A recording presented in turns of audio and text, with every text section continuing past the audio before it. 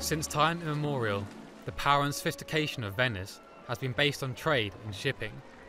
Even today, sailors and businessmen define the image of this city, but in a completely new way.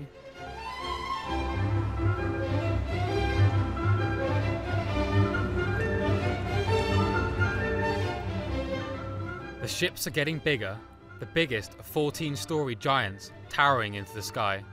There are thousands of people on board these ships.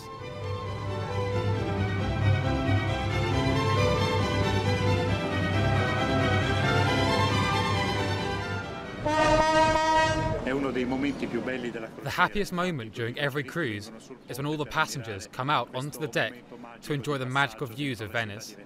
These tourists make our city an estimated profit of 150 million euros a year. Per la città di Venezia, che è stato quantificato in circa 150 milioni di euro l'anno.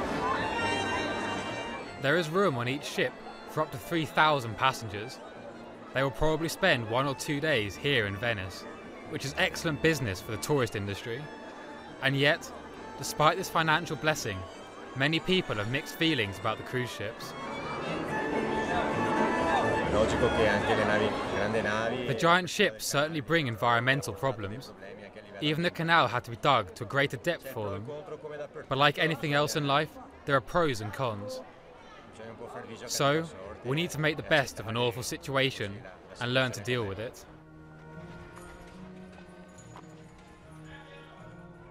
Venice is an extremely fragile jewel, and it is a wonder that it has survived until today. Scientists repeatedly warn the city might simply sink someday. The shipping traffic keeps the water's surface in constant motion. The giant ships move slowly forward, but they still unsettle great masses of water. Their radar equipment disturbs telephone connections and television reception in the surrounding areas. Many Venetians complain about the vibrations. They can feel the tremors every time a cruise ship or ferry passes nearby. The ships, at least the smaller ones, could go through the back channel. But no, the politicians can't be bothered to arrange that. Look at how the houses vibrate every time a ship passes by. The new steamers are a product of modern technology, but they exercise power over our city. All this just to maximize profit. Somehow, these vessels are a symbol of our times. The new cruise ships and the older ferries both have their share in destruction. The ships burn crude oil and pollute the air, already thick thanks to a nearby refinery. Lung disease is significantly more prevalent in Venice than in any other city in Italy. Not only does the poor air quality endanger the health of nearly 60,000 residents, it can also become a problem for visitors. And of course, the precious palazzos of the city suffer too. For years, a group of artists has been trying to raise the authorities' awareness of the problem of large ships. This is red marble from Verona, a very delicate stone. The sulfuric and nitric acid in the black smoke is destroying it. The ships are not the only cause of this. The Venetians are also to blame, as they run a harbour that is totally inappropriate for today's shipping. A 100,000-ton ship will not fit into a port built for sailboats.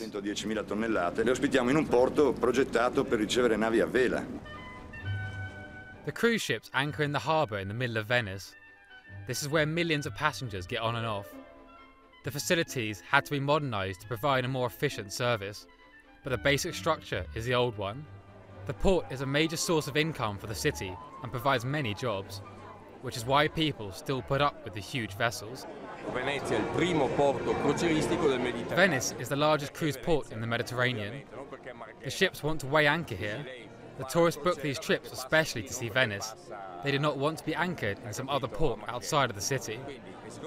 This generates big business, and it would not work any other way. It may be that our world is spinning into oblivion, but money makes the world go round. Not everyone shares the mayor's apathy. A new generation of Venetians are starting to publicly express their discontent.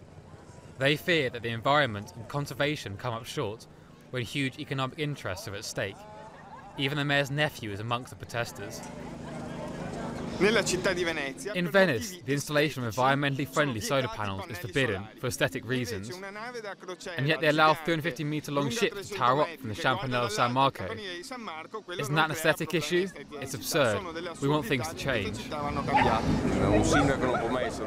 A mayor cannot simply agree with the demonstrators. He has to be a bridge between the different interest groups. Even I know that this basin is not suitable for 350-metre-long ships. You can just feel it. That's why the shipping companies should adjust their interests to suit the needs of our city.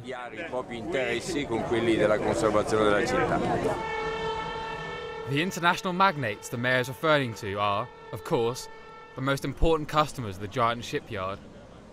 They build their cruise ships here in Venice and ensure thousands of jobs. The shipyard is the pride of state industry in Italy. It is glorious to build floating cities. That's what's important to us. But if environmentally problems arise, then these must, of course, be solved. This, however, is the responsibility of the authorities. The Port Authority has at least persuaded those cruise ships to use thinner oil when coming into Venice, in order to protect the environment. But this is not, as yet, a written rule. Vessels that do not run under the Italian flag, that is, Greek, American or Chinese ships, would say to us, I am an international vessel and can therefore burn whichever oil is allowed under international rule. We can't make them do anything. We have to do much more than just limit cruise tourism to, say, Venice. But then no visitors whatsoever would be allowed in. But who wouldn't want to see Venice? The visitors will keep coming. More and more people are suggesting a port outside the lagoon for larger vessels, and transit to the city in smaller boats. I think the tourists would agree if we were to ask them. You do not necessarily need a big ship to take you to the heart of Venice. There are other ways to reach the centre, and this would be much better for the city. And so, responsibility rests with the visitors themselves. For now it is down to them to take a detour in order to preserve the city's unique cultural heritage for future generations.